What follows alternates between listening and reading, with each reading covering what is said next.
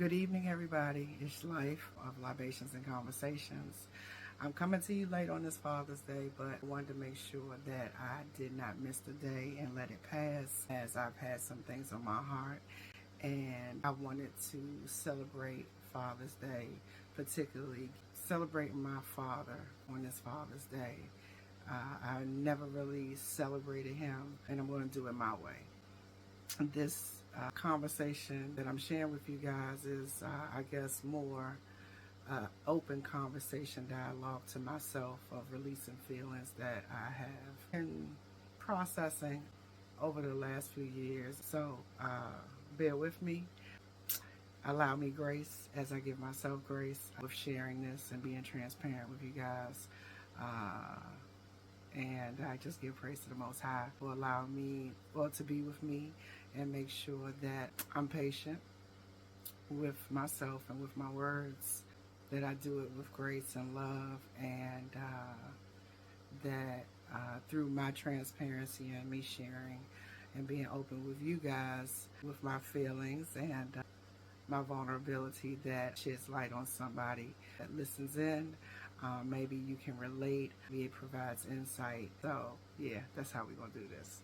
So I have some notes here because I just needed to write some of it down. I wanted to make sure I stayed on point, not get lost in translation or just be off left into too much sidebar conversation that was unnecessary. So I want to stay focused. So I got some notes. So if I look down, that's what I'm doing. All right, so today is Father's Day. I've been thinking about how I wanted to celebrate my father, paying homage to him. I didn't know how to quite do that. I think I've been processing this for the last few weeks, maybe about a month, as it's been approaching. And I've never, like I said before, I've never really celebrated him, really, because we've been estranged my whole life. I think we found each other outside of him meeting me for the first time, I think I was between 1 and 2 years old, because my father's originally from California. When my mom was out there in college and got pregnant with me, my grandmother wanted her to come back home to DC, and that's how I was born here on the East Coast in DC. And my father was still on the West Coast. So my father was a typical black young man coming up in the community. He had made some, wrong decisions coming up, and he experienced in his early teenage to young adulthood years, he experienced and was participated in the gang life out there. And, got himself into some trouble. So that's particularly why he wasn't, because he was on the East Coast, as well as he wasn't available to be around for my birth, so he came out when he could, in a nutshell. Yeah, he met me I think for the first time when I was like almost 2 years old. Between 2 and 10 years old, my father was in and out of my life. That was like phase one, right? And it's a lot of things, as a young child, young girl particularly, that was missing and wanting and loving her father. Because I was daddy's girl, especially when I was very young, 2, 4, 6, those years are very formative. And, to a little girl, her daddy is everything. So when he was around, in his own way, I know he loved me. He loved me dearly, but, he had his own troubles and traumas that he was dealing with, and he was doing the best that he could. And in a nutshell, between 2 and 10 years old, he was in and out of my life. Being older now and having a lot of things that I've been processing over the years, back then it probably was accumulative, maybe about 2.5, 3 years within that time frame, maybe 4, that he was actually like around, if you put it all together. And like I said, we were estranged pretty much all my life. So that was then, and then my mother finally divorced him, and whenever he would leave or when they would separate, he would go back to the West Coast, to California, and there was no communication in between that time, or if there was, I leave a little room that it was probably very slim to none, because my father was in and out of jail during those formative years, and he suffered from alcohol. Well, I wouldn't say suffer from alcoholism, but what I've just come to understand as being a young woman that's fully grown and developed and experienced life on vast levels,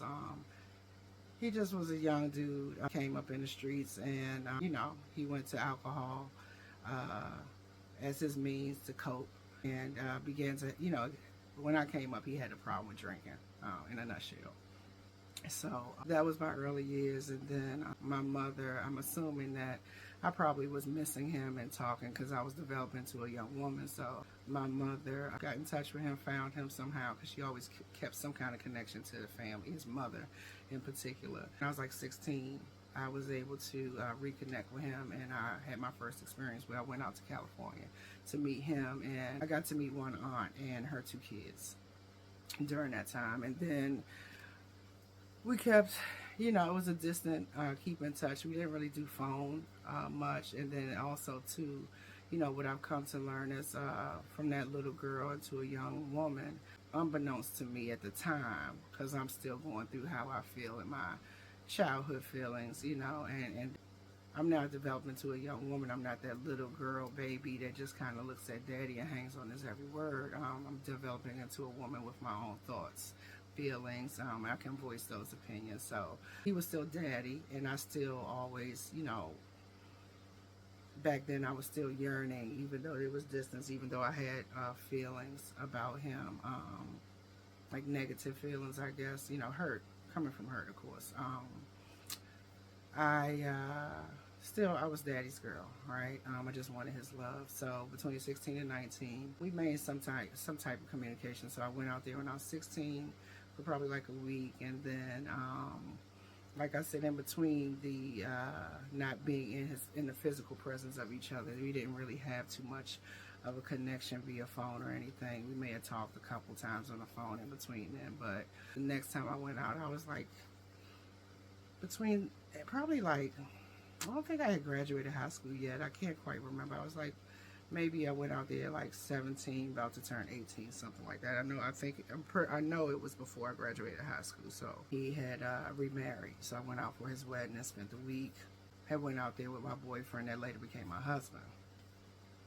So after I went out that time, we lost communication once again, and I didn't speak to him or see him again until I was 32. And this time I was married with 3 kids when he came back around. We reconnected. He came out and met his grandchildren and the gentleman that was my boyfriend who had became my husband. So he came out for about a week, and he went back to California. That was a beautiful thing. And he never came back out here to the DMV. So, but what I had made it a point to do at that time was, because I'm an adult now, I made it a point to make sure that I kept ties with him, kind of no matter what within my control. So like I said, he never came back out to see us or travel back out to Maryland, but I kept connections. I knew from our discussions through our reconnections that eventually at some point in time that he was not going to be able to stay on his property and he was going to have to move. So I think we reconnected in 2009. We had been talking about the idea of him coming to live with me when that happened for various reasons. And that never really was planned. It was just tossed in the air and talked about.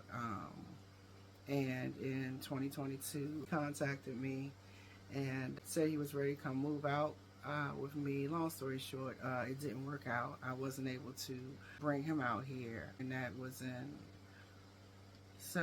late August, of 2022, and then in January of 2023, I received that he had passed. Being a young woman and going through different phases. I'm 49 now. I am in my last 4 months before I turn 50, and I'm just at that point in my life where, everything's kind of coming together. I am, it's a change of guard that has happened and happening. I had lost several people close to me prior to the pandemic, some family members as well, that had put me in the beginning of a certain kind of headspace of the realities of losing people that you weren't ready to lose, or that you didn't think that you would lose at that time, and that does something to you. It makes you it hits a little different. And then the pandemic hit, and about 2.5 years into the pandemic, my family started experiencing major loss. Like I say, these people are the people that raised us, that helped shape, mold us, that were very close into, helping and molding me, and particularly into the woman that I am. And I have done my best to, because I believe in honoring family, you pay homage to your elders particularly. So I spent between 2022, or particularly in 2022, I didn't know, unbeknownst to me, that I would play this role with my family, and stepping up between, with the idea of initially planning to go get my father, to not being able to execute that for various reasons, and then to find out within 6 months later that he's passed. It left me in a particular state, because a lot of times, I don't know about you guys, but I've ran different things through my head over the years about the what ifs, or I wonder like what this would be like if I lost this person, or I wonder what I'll be like at this age and stage and this kind of thing, where I am fully in it. And when it comes to death and losing loved ones, no matter how much you think you can run something through your head or mentally prepare, you can never prepare for something like that. You don't know how you're going to feel, how it's going to affect you until it happens. So, yeah, the pandemic, or just 2022 and beyond since, and it's still unfolding. There's just been a lot that my family has gone through, and I personally have gone through, that has had me in a deep mental space. I'm already a thinker, a deep thinker. I process things anyway. I'm always internally processing things, thinking, trying to evolve into a better version of me, trying to understand things. This has been a bit different. So with that being said, losing him, I felt numbness, and then I felt shock, various levels of shock that kind of permeated through me on different stages. Because like I said, I had processed the idea of, from us being estranged and not knowing where my father was, or talking to him so many different times throughout my life. I had processed the idea of the what ifs, right? If I got that call one day, or the what ifs, or even if he had passed, and would I even ever know? But again, you can't process those things until they actually happen fully. So, losing him, yeah, I kind of felt numb. I felt, I don't know. It just kind of put me in a state of just kind of, when I deal with things that are extremely heavy on a just like, I can carry a lot, but when I deal with certain things like that, and the loss of a parent, even though our relationship wasn't what I would have liked it to be, he still was my father. So I've just been on this journey, I guess. Initially I didn't think or look at it like it was a journey of understanding, because I've been trying to understand, my issues with abandonment and stuff. A lot of us that experience parents that, weren't there emotionally, physically, whatever, you generally have, issues with abandonment issues, whether you know it or not, or whether you know how you deal with that or not. I always kind of knew that, but I've definitely been on a journey and an uncovering that's been happening as to how these traumas affected me, even though I was aware of them, and I've graduated from different levels of it, how it's still affecting me in various ways. And Whether I even thought, I guess, whether I knew I wasn't fully over it, but to some degree, thought I had graduated beyond some of that. It kind of reopens those wounds, but in a different way. I have been um, initially, I felt, I don't know, I felt kind of like I wanted to get over it quick. I had emotions, I had tears, I had those kind of things because, again, it was my father, but there was a part of me that kind of just wanted to close the chapter because I had been holding on to these lost emotions, or emotions that I didn't know what to do with, or emotions that I thought I had suppressed, or, like I said, various levels. So it kind of reopened me in a different way. Not the same, I just can't really describe it, but it definitely has had me on this journey of our relationship, processing our relationship, from the stages of how I used to look at it through my childhood eyes, um, to where I think it's more about my childhood and then my adult relationship I had with him, because when we started off and reconnected in my 30s, it started off well. And so I thought, but with my father in particular, I was never able to express, or have the floor to express my feelings to him. He just couldn't handle it. And I just worked around it. And a lot of times with absent parents, it's easier to accept, depending on, how the relationship was. Sometimes it's easier to accept their absence. When they come back, you just kind of want it, and you can kind of work around things. So that's kind of how I dealt with that. But maybe like about 5 years in, because I found him in 2009, maybe about 5 years in, the relationship started to decline, and not so much due to me. I started seeing traits and recognizing traits from my childhood show up, but with the distance, I couldn't pinpoint certain things. So I had traveled out there to check on him, his health, and some questions I had.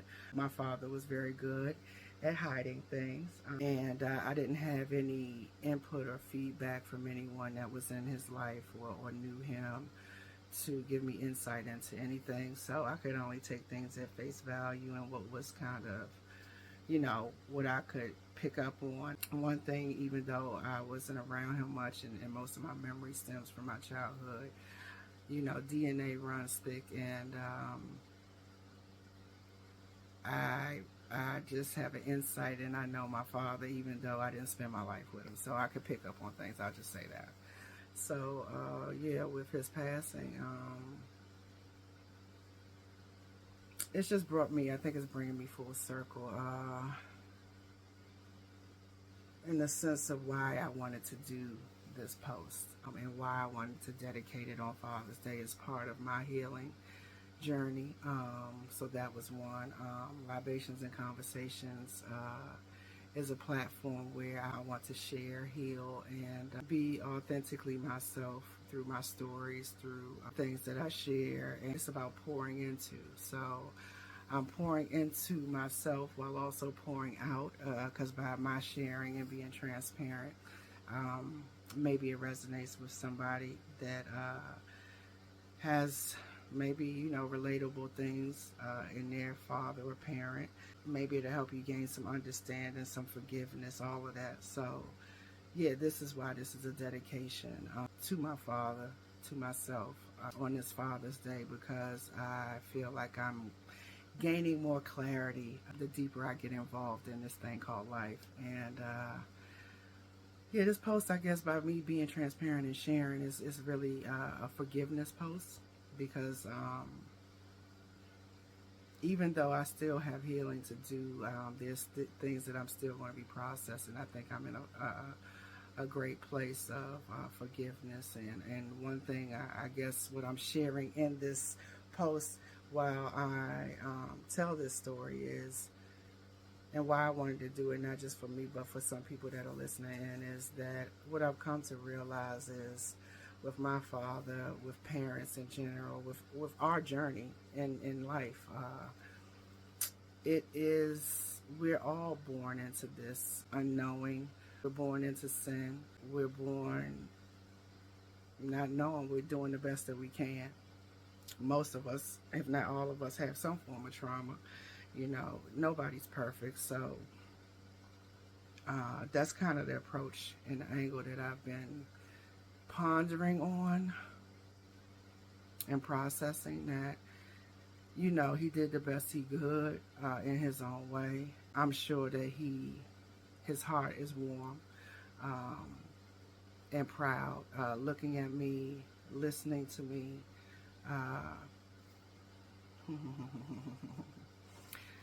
Um, as I'm growing, because our parents all want us to be better versions of them. Um, and I do know that my father is deeply rooted in me, even though it was just a piece of time that we got to spend together in moments.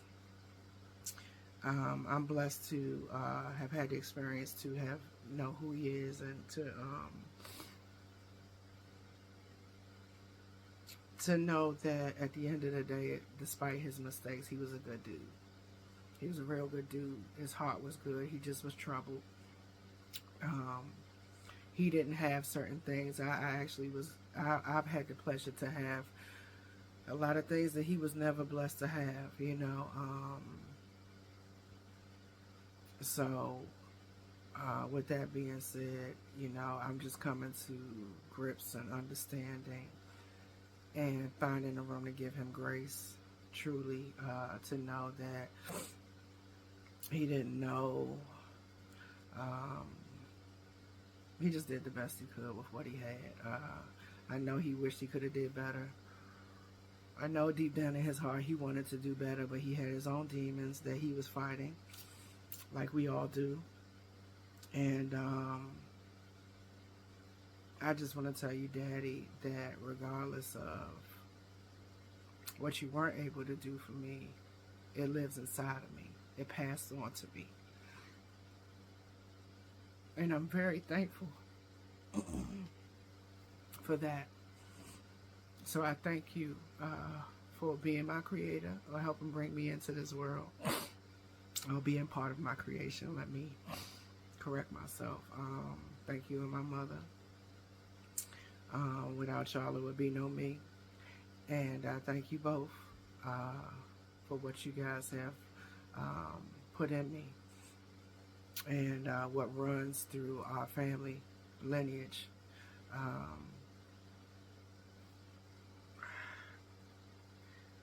So, with that being said, I just want to tell you Happy Father's Day. I know you're resting in paradise. I know you jamming. I know you up there helping people, because your heart was huge. And I know you making everybody laugh, and it's a party, because you were such a people person. And I hope when you look down at me, or down on me, and you're protecting me and my sister, because you know you got another little girl. Yeah, that's something that was unfolded, that came out after he passed. She's a beautiful spirit. You made some beautiful children, and I know you were a girl's dad. I wish you guys could have met, but I know you got her back too, and I know you're proud of both of us. So yeah, I just want to say thank you for just what you gave us, what you gave me.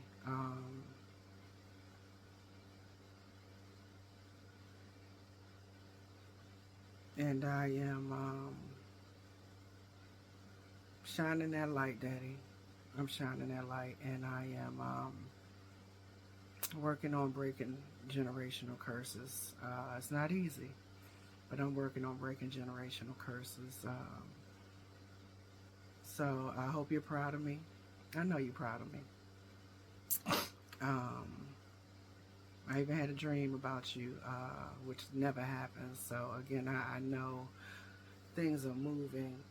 God is speaking to me through you, through me, to myself. So that's why I felt it also important to do this, I guess. So again, happy Father's Day to you. Also and happy Father's Day to all fathers, particularly the ones that get up and they're doing their job, and it ain't easy, and all the things that you guys got to go through too. Um, but you out there doing it, and we appreciate each and every one of you guys. But I also want to dedicate this to the ones, the absent fathers, the part-time fathers, the screw-up fathers. The fathers ain't never been there. You guys all are important. I hope those of you, if you have a chance to hear my words, it lands on your heart that your children need you. Whether they're young or older, your children need you in some way, shape, or form. It's never too late to show up. There's always a chance and time to change and turn things around. Maybe if they've made it to adulthood, that's okay. And maybe they can't be that little kid or that child or little girl or boy that was so easy to navigate and foster a relationship with, because in that stage you just listen and follow and just love, right? Maybe they're not in that stage anymore, and maybe you can't show up in that sense from that perspective, but maybe you can show up as the man talking to the adult version of the female version of yourself, or the masculine version of yourself, and just teaching them how to be a better man or woman, and sharing your experiences with them, and being transparent. Sometimes your children can teach you things. It's not always about just trying to be the parent. And to the ones that have passed, we love you. We forgive you. And to the children that are listening and that have absent fathers, or struggle with issues with their fathers, that whatever the relationship issue is, whether he wasn't there part-time, on drugs, whatever, just understand and know that we are all born into this sin, and we are all doing the best that we can, and we will all make mistakes on various levels. So find some way in your heart to find forgiveness, and give them grace. It's not always easy, but find some way to give them grace and give yourself grace, because it's really a part of your healing. Because what happens is we carry on those traumas along with the traumas that we have ourselves. So, it's really about our healing and our walk, and finding a way to evolve to a better version of ourselves.